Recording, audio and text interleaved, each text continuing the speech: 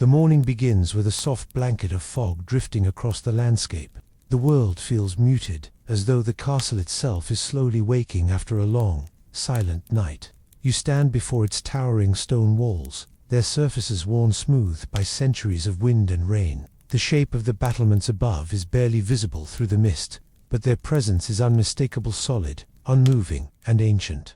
A faint creaking sound breaks through the quiet. At first it is distant, almost hesitant.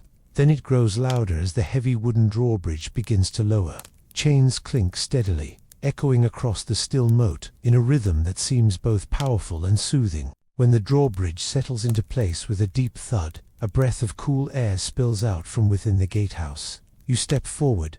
Beneath your feet, the wood of the drawbridge is sturdy, smooth in some places, rough in others, a testament to the countless footsteps before yours. The mist curls around your legs as you cross, and for a moment it feels like you are leaving the ordinary world behind. Passing under the gatehouse archway, the air shifts. It becomes cooler, heavier, and carries the faint scent of damp stone.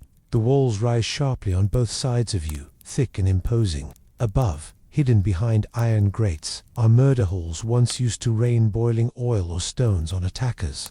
But now they sit silent, part of the architecture rather than instruments of fear. Your footsteps echo softly. The sound of water dripping somewhere in the darkness repeats at regular intervals, like a slow heartbeat. Every small noise seems magnified inside this narrow passageway. Though built for war, the gatehouse now feels strangely peaceful, as if time itself pauses here. You imagine what this place must have been like centuries ago. Guards marching briskly, torches burning, the buzz of tension whenever strangers approached.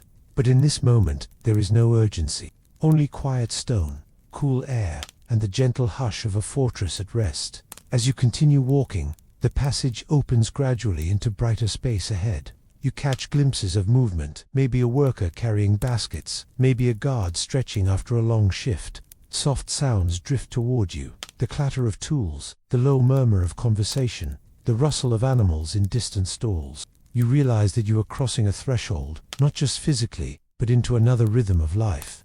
Medieval castles were not simply walls and weapons. They were living communities, each part supporting the others. Here in this moment, stepping from the shadowed gatehouse toward the inner light, you begin to feel the layers of that world unfolding. By the time you emerge from the passage, the fog is thinning and the castle's inner grounds come into view. Life is already stirring beyond the walls, but everything still carries that early morning calm. You feel as though you have been gently welcomed into a place where time moves slower, where every sound and step is softened, and where history lingers quietly in the air. As you step out of the gatehouse and into the open air again, the world seems to widen all at once. The fog has begun to thin, curling into soft ribbons that drift across the courtyard. Sunlight filters through in pale streaks, warming the worn stones beneath your feet. The castle's outer bailey stretches before you, alive, but not hurried. Everything moves with a steady, practiced rhythm. Chickens scratch at the ground, their quiet clucks blending with the distant bleating of goats. A pair of children chase each other near the well, their laughter gentle and muffled by the morning mist. The rope of the well creaks softly as one of them attempts to haul up a bucket of water, struggling with the weight but giggling all the same. Across the yard, the blacksmith's forge flickers with orange light. You hear the faint ring of metal striking metal, slow, steady, methodical. Sparks jump like fireflies before fading into the cool air. The blacksmith wipes his brow with the back of his arm, then returns to shaping a horseshoe with practiced movements. There is no rush, only the patient rhythm of work that has been done for generations. A group of guards walks along the low stone wall that surrounds the bailey. Their chainmail rattles lightly as they pass, a soft metallic whisper. They carry spears, but they seem relaxed, nodding to one another and pausing occasionally to gaze out at the countryside. Guard duty in the early morning hours is often calm, with long stretches of quiet observation. To your left, a stable boy leads a pair of horses into an open pen. The animals snort gently, their breath forming little clouds in the cool air. One nudges the boy playfully, and he pats its neck before fetching a bundle of hay. The smell of straw mixes with the earthy scent of the ground and the faint smoke drifting from kitchen fires being lit somewhere deeper inside the castle. You continue walking, your footsteps soft on the compacted earth. Everywhere you look, someone is beginning a task. A woman carries folded linens toward a wash area. A young apprentice hurries toward the forge, clutching a bundle of kindling. An older man sweeps the steps leading up to a storage building, moving slowly but with the confidence of routine. The outer bailey isn't elegant or grand, but it is the heartbeat of the castle. The people who live and work here rarely appear in stories, yet without them the walls would crumble. The fires would fade, and the halls beyond would fall silent. Everything depends on the quiet labor of these early risers, those who mend tools, prepare food, tend animals, and keep the entire fortress alive. As you pause in the center of the space, you notice how ordinary and peaceful it all feels. There is no hint of danger or urgency, only the gentle unfolding of another day. You take in the soft morning sounds, the muted colors of the buildings, the smell of smoke just beginning to rise. The castle feels less like a military stronghold and more like a village contained within walls. For a moment you simply stand there, breathing in the calm, watching people move around you in a steady flow. Even though this place is centuries removed from your world, something about it feels familiar. Ordinary people starting their morning, unaware that their quiet routines will one day be studied, imagined, and retold. Here, in the heart of the outer bailey, you begin to sense the harmony that kept a medieval castle running, not through war, but through the peaceful, everyday work of its people. You move farther into the castle grounds, where the sounds of work become more focused and rhythmic. The outer bailey fades behind you as you enter a narrower lane lined with workshops built snugly against the inner walls. These structures are simple wooden frames, stone bases, small windows, but each one houses a craft essential to the life of the castle. The first sound that reaches you is the steady scrape of a carpenter's plane. It pulls across a length of timber with soft rhythmic strokes, each one releasing a curled shaving that falls like a feather onto the floor.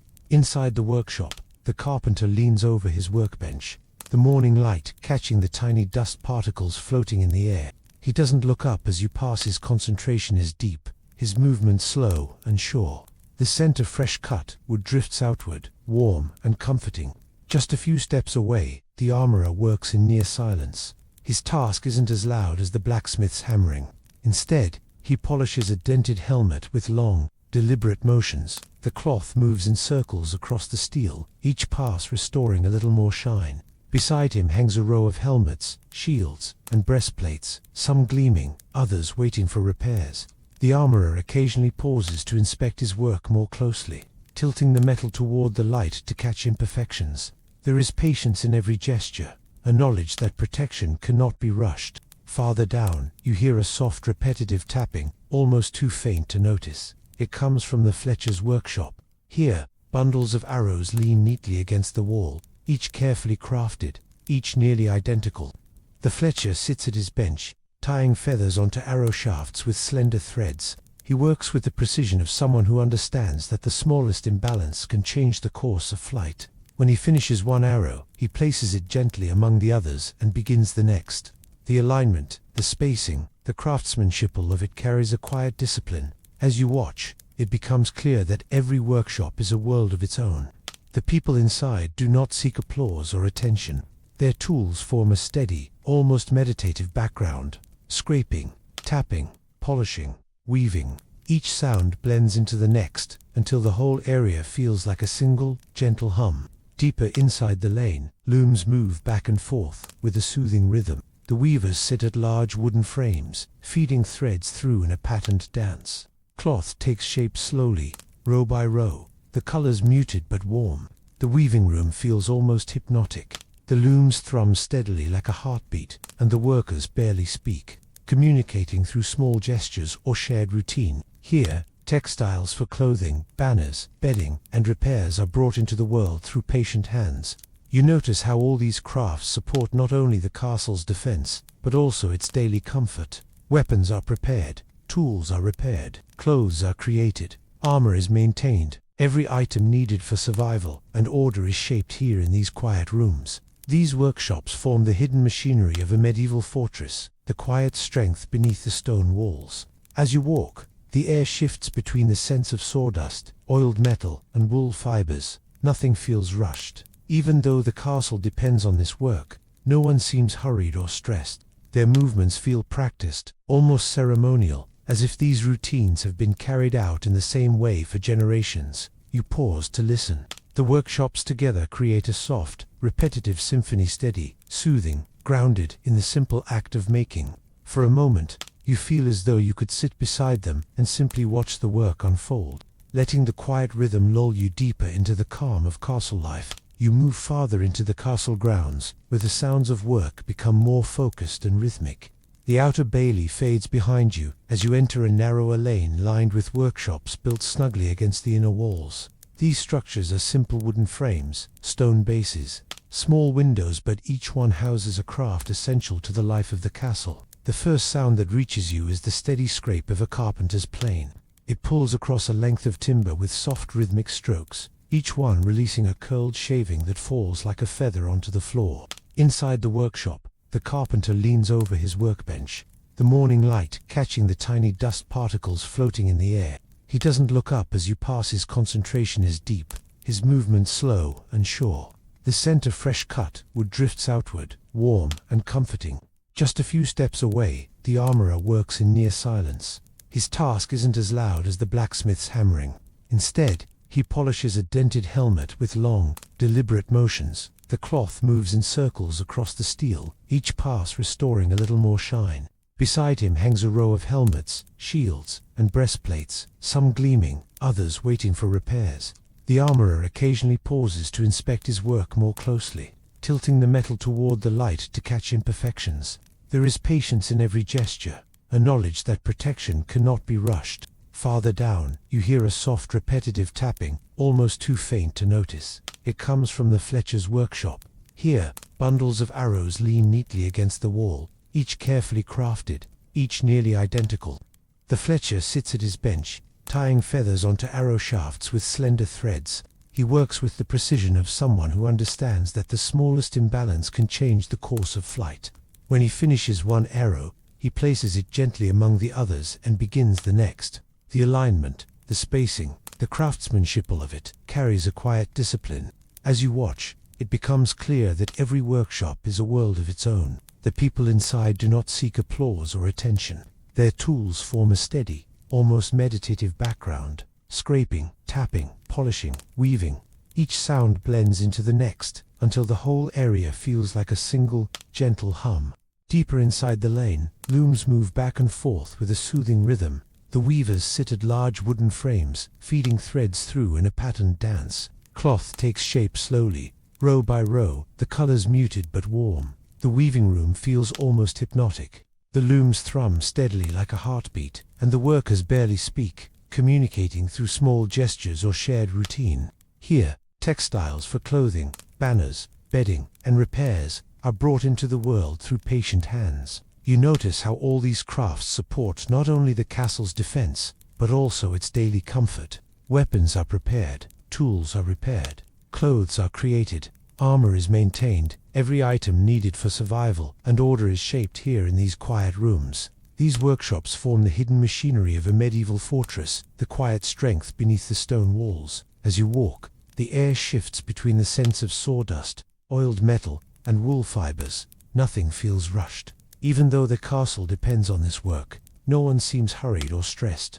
Their movements feel practiced, almost ceremonial, as if these routines have been carried out in the same way for generations. You pause to listen. The workshops together create a soft, repetitive symphony, steady, soothing, grounded in the simple act of making. For a moment, you feel as though you could sit beside them and simply watch the work unfold, letting the quiet rhythm lull you deeper into the calm of castle life. You leave the warmth and bustle of the kitchen courtyard behind, stepping through a wooden doorway that opens into a chamber far larger and grander than anything you've seen so far. As the door closes softly behind you, the world becomes quieter, as though the stone walls themselves absorb sound. This is the great hall, the heart of the castle, both imposing and strangely peaceful at this hour. Soft morning light filters in through high, narrow windows, stretching long beams of pale gold across the floor. Dust motes drift gently in the illuminated air, turning slowly as if suspended in water. The hall is mostly empty now, but its presence is powerful, a place built for moments of ceremony, judgment, celebration, and daily life. You begin to walk slowly across the wide stone floor. Each step echoes faintly, then fades away into the great open space. The ceiling rises high above you, supported by heavy wooden beams darkened by centuries of smoke from torches and feasts. Their shapes loom overhead like the ribs of some enormous ship turned upside down. Long wooden tables stretch from end to end, lined with benches that show the marks of time's maul scratches, burn spots, worn edges polished by countless hands. Even in stillness, you can imagine people sitting here, servants carrying platters, musicians tuning soft melodies, and conversations mingling with laughter as the hall filled with life at the end of a long day. At the far end of the hall sits the raised dais where the lord and lady would take their seats during gatherings. The chairs stand empty now, their carved backs catching the light just enough to reveal intricate details worn smooth by years of use. A tapestry hangs behind them, its colors faded but its story still visible, scenes of battles, hunts, or legends meant to inspire pride and loyalty. A large hearth sits along one wall, its ashes cool from the night. Only a few faint embers remain, glowing dimly in the shadows. Later, the fire will be rekindled to warm the hall and bring comfort during evening meals. For now, it rests, just like everything else within these walls. You walk slowly along the edges of the room, noticing the smaller details. Iron sconces hold unlit torches, shields from past generations hang as decoration, their insignias faint. Above the hearth, a long wooden beam holds trophies from Huntsantler's horns and tokens from forests beyond the castle walls. They seem ancient, preserved more for tradition than display. The quietness of the hall is soothing in a way you didn't expect. Despite its size, it feels safe, sheltered from the world outside. The air is cool, carrying the faintest trace of last night's fire mixed with the earthy scent of stone. Every corner feels steeped in memory, as if the castle has absorbed centuries of footsteps, whispers, celebrations, and decisions. You pause near a window, looking out at the courtyard beyond. From here, the daily life of the castle continues in gentle motion, but none of the noise reaches inside. The great hall seems removed from everything else, an island of calm in the center of the fortress. For a moment, you simply breathe in the stillness. You imagine the flicker of torches at night, the warm glow of candles on the tables, the quiet murmurs of servants preparing for a feast. All of it feels distant but familiar, like a story half remembered. Here, in the gentle quiet of the great hall, the medieval world feels close enough to touch, not through battles or legends, but through the simple silence that rests on every stone. You approach a narrow stone staircase spiraling upward along the inner wall of the keep. The steps are worn smooth in the middle, shaped by countless feet over generations. As you begin to climb, the air grows cooler, and the sounds of the lower castle fade behind you. With each turn of the staircase, the world becomes quieter, enclosed by thick stone that seems to exhale a gentle chill. At the top, the passageway opens into a small landing that leads to a heavy wooden door. The iron latch gives a soft click as you lift it, and the door swings open with a low creak. Inside, the atmosphere changes instantly. The space is warmer, softened by tapestries that hang along the walls, their woven patterns casting muted shadows across the room. This is one of the Lord's private chambers, quiet, functional, and removed from the bustle below. The room is not lavish by modern standards, yet it holds a kind of quiet dignity. A sturdy wooden bed sits against the far wall, its frame carved with simple designs, heavy curtains draped from a canopy above, their colors faded but rich. The blankets look thick, meant to fight the chill of castle nights. You imagine the weight of them, comforting in a place where winter wind seeps through even the thickest stone. A writing desk stands near a small window. Sunlight filters in through the narrow opening, illuminating rolls of parchment scattered across the surface. Wax seals lie beside them, along with a small knife for cutting quills and a pot of ink, so dark it looks like still water. These are the tools of a medieval lord's responsibilities: letters to allies, orders to stewards, agreements, promises, and decisions that shaped daily life. Even now, with no one inside, the room feels layered with the presence of careful thought. A chest rests at the foot of the bed, its iron hinges dark with age. It would have held valuables, documents, or clothing. Its lid is slightly cracked open, revealing the edge of folded cloth inside. Nearby, a pair of boots sits neatly arranged, dusted with the faintest trace of mood, evidence that the occupant recently walked the castle grounds. The walls are lined with tapestries that tell stories in muted colors, a hunting scene, a religious symbol, perhaps a family emblem. They not only decorate, but provide warmth, trapping heat and softening the echo of stone. When you touch one lightly, the fabric feels thick and slightly rough, woven to endure years of cold seasons. A small fireplace occupies one corner, its ashes cool but neatly swept.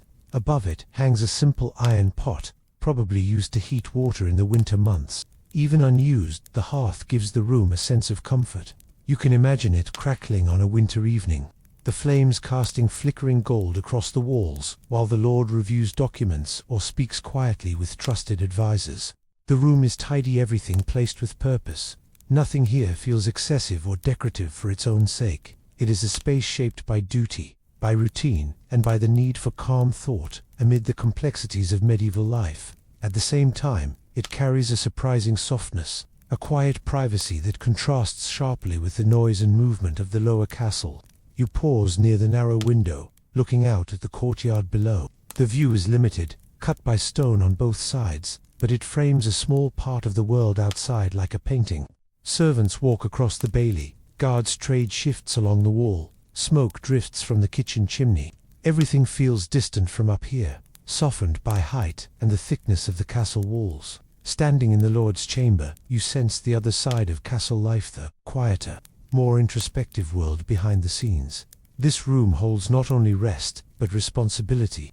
It is a place where decisions were weighed, where plans were made, where letters might change the course of a family or a village. Yet in this moment, it is still, and in the stillness, the room feels almost timeless, waiting patiently for its next occupant, as it has for centuries. Inside the castle, time seemed to move at its own slow pace, guided by routines that had been followed for generations. As the morning sun rose a little higher, its light filtering through narrow slits in the stone walls, the rhythm of daily work continued without rush or excitement. Everything was designed to function steadily, predictably, and quietly, ensuring the castle remained a stable world of its own.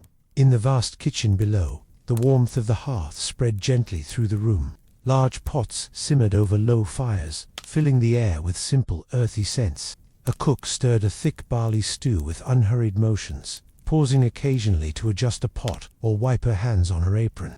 The sound of chopping echoed softly as another worker prepared vegetables, while a young helper carried baskets of bread from the pantry. Nothing was hurried. Meals were a slow craft, shaped by patience and routine. Elsewhere, in the still corridors, the castle steward walked with measured steps, checking rooms one by one. He paused to examine a tapestry, ensuring it hung straight, then continued down the hallway lined with wooden doors. Each room held its own quiet atmosphere, a writing desk with ink and parchment laid neatly, a chest of linen folded inside, a window letting in a single stripe of light across a stone floor. The steward moved like someone who had walked these halls thousands of times, familiar with every creak of wood and every change of air. In the courtyard, a pair of workers dragged straw to refresh the bedding for horses in the stables. The steady brushing of hooves against the ground mixed with the soft rustle of hay. A stable hand murmured to a large chestnut horse while fastening the leather straps of its bridle, treating the task with calm care. Animals, like people, lived by the dependable rhythm of the castle. Up near the top floors, in the solar, the warmest room of the castle, the noble family spent part of the late morning in quiet activities. A lady of the house sat near a window, stitching thread through fabric with small, deliberate motions.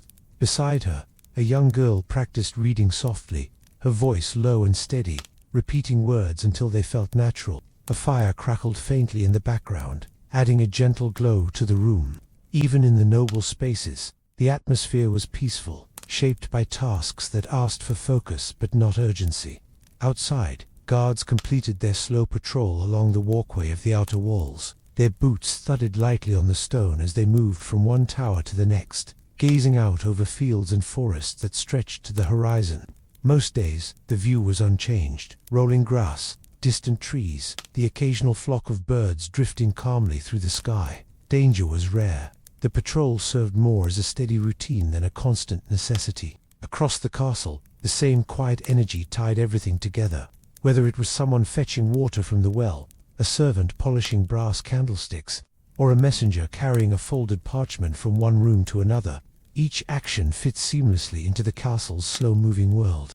The stones themselves seemed to breathe with this rhythm, a steady life shaped by tradition, by duty, and by the quiet comfort of knowing what each day would bring. As the afternoon settled over the castle, the mood grew even quieter, softened by the warm, golden light that slipped through high, narrow windows. The busiest tasks of the morning were finished, and the entire structure seemed to exhale gently, settling into a slower and more reflective pace. The sounds that drifted through the halls were muted, the faint scrape of a broom on stone, the distant echo of footsteps, the soft clatter of pottery being arranged for the evening meal. In the great hall, servants took their time preparing the long wooden tables.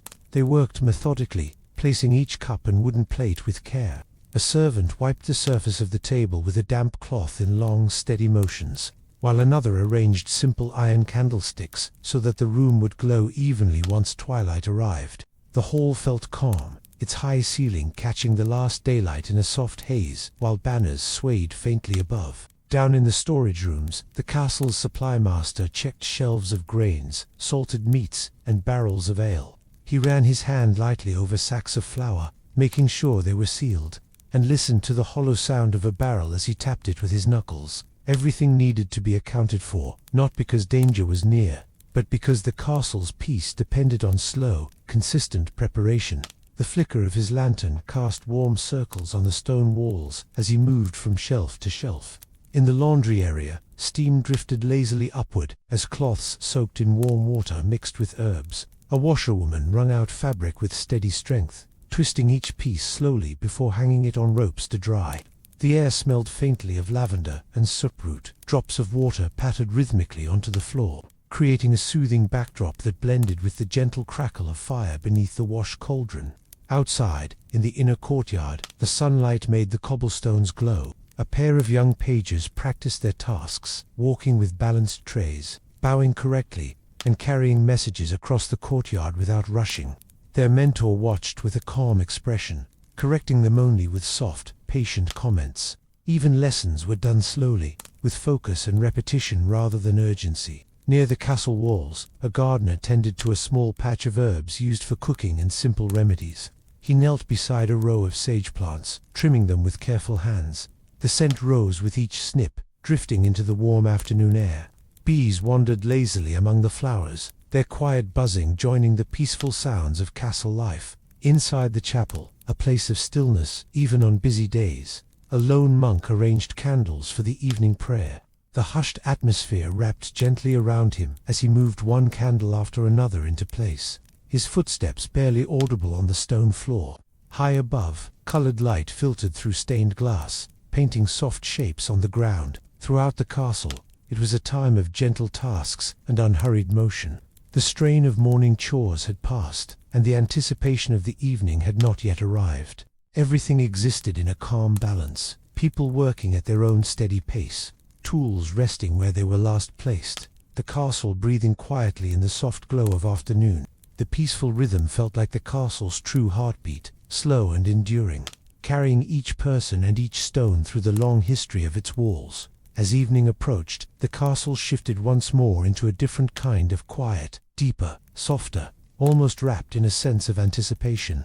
The sky outside dimmed into cool shades of blue and violet, and the air grew still.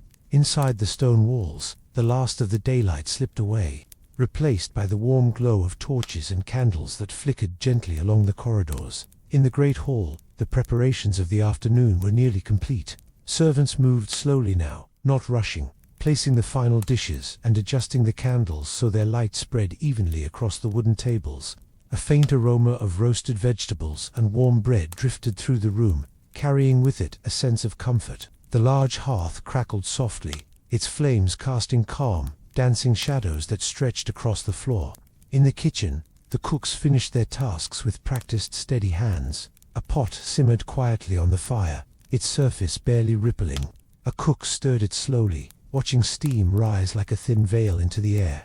Wooden bowls and utensils rested neatly on the counters, washed and ready. The room no longer buzzed with activity. Instead, it felt like a warm cocoon where everything had already found its place for the night. Along the castle walls, guards began their evening watch. Their steps were slow, measured, echoing faintly against the stones. They checked the torches one by one, ensuring each was lit and secure, creating a soft, golden trail of lights along the ramparts. The cool wind brushed against them, carrying the distant rustle of trees beyond the walls. Even their duties, though important, unfolded in a calm and steady rhythm. In the private chambers, members of the household settled into quieter routines. A lady of the castle sat near her window, brushing her hair in long, gentle strokes as she looked out at the fading sky. A scribe carried a stack of parchments to a desk and arranged them neatly before beginning to write. His quill moved slowly, the light scratching sound blending with the faint hum of evening.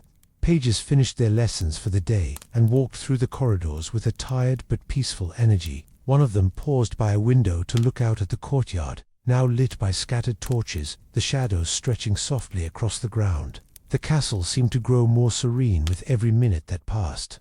In the stables, a stable hand finished checking on the horses, patting each one gently before closing the doors for the night. The animals shifted quietly, settling into the warm bedding of straw. The soft sound of their breathing filled the space, creating a sense of harmony. Every part of the castle, from the highest tower to the lowest storeroom, felt wrapped in the same calm mood. The halls glowed under the torchlight, the stones warmed by the gentle flames. Voices were hushed, movements were slow, and the atmosphere seemed to invite rest. It was the hour when the castle prepared not for action, but for stillness, a moment suspended between the day's labor and the night's quiet, a moment when the entire world inside the walls exhaled, letting the soft weight of evening settle over everything like a warm, comforting blanket. As night fully settled over the castle, the world outside disappeared into a quiet darkness, broken only by the pale glow of the moon hanging above the ramparts. Its soft light washed over the stone walls, giving them a gentle silver sheen. Inside, the castle breathed in slow, steady rhythms, as though the entire structure had drifted into a peaceful slumber. The great hall, now empty of the bustle that had filled it earlier, lay in a serene stillness. The last of the candles flickered low, their flames small and delicate, casting long, wavering shadows across the wooden tables. The embers in the hearth glowed faintly, their warmth spreading softly into the room before fading into silence. It was a place transformed from a space of purpose and gathering to a tranquil chamber wrapped in quiet. The corridors were dim, lit only by the occasional torch, whose glow seemed softer at this late hour. Footsteps echoed rarely now, and when they did, they carried a slow and unhurried tone. A single servant walked the hall to extinguish the final lamps, moving with a practiced gentleness, making sure not to disturb the muffled stillness that hovered throughout the castle. In the towers, the guards shifted into their deep night routine. The cold wind brushed against them, carrying with it the sounds of distant owls and rustling leaves. Each guard took slow, careful steps along the parapets, their torches shielded from the breeze. Their presence assured that the castle was protected, but even their movements felt part of the quiet harmony that filled the night.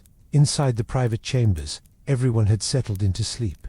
Soft snores, faint breaths, and the rustle of blankets filled the rooms. A child curled beside a small wooden toy, its edges worn smooth from years of touch.